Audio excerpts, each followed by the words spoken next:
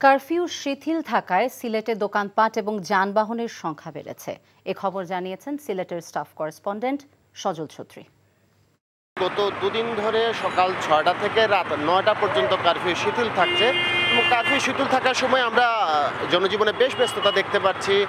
Office আদালত কিংবা দোকানপাট ব্যবসা প্রতিষ্ঠান সবই স্বাভাবিকভাবে খুলছে এবং রাত ৯টার পর সবগুলো বন্ধ হয়ে যাচ্ছে। এখন জন্ম সনদ দিয়ে খোলো বিকাশ স্টুডেন্ট অ্যাকাউন্ট।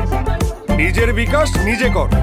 তবে দুটি সংকট এখনও রয়েছে, সেটি ইন্টারনেটের ধীরগতি এবং দূরপাল্লার যান চলাচল এখনও অনিয়মিত আছে। বিশেষত সিলেটে ট্রেন চলাচল বন্ধ থাকলে একটা যাতায়াতে বেশ বড় ব্যাঘাত হয়, সেই ব্যাঘাতটি আছে। যেহেতু নৌ রুট চলাচল নেই সিলেটে, প্রায় আকাশপথ, সড়কপথ এবং রেলপথে মূলত চলাচল হয়ে থাকে।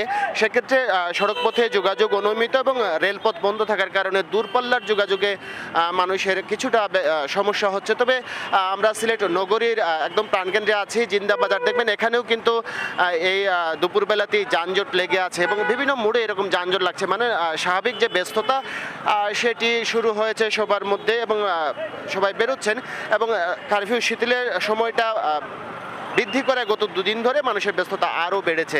একই সাথে কোটা বা বৈষম্য বিরোধী আন্দোলনকে কেন্দ্র করে সহিংসতায় যে নিহতদের স্মরণে আজ শোক পালন করা হচ্ছে। কালো বেশ ধারণ সহ বিভিন্ন মসজিদ, মন্দির, পেগোডায় প্রার্থনাও করা হচ্ছে এবং সবারই প্রত্যাশা যে কারফিউ পুরোপুরি উঠে গেলে হয়তো যে একটি অজানা ভয় কাজ করছে মানুষের মধ্যে, সেটিও দূরীভূত হবে এবং একবারই পুরোপুরি স্বাভাবিক জীবনে ফিরতে পারবে সিলেটের জনজীবন।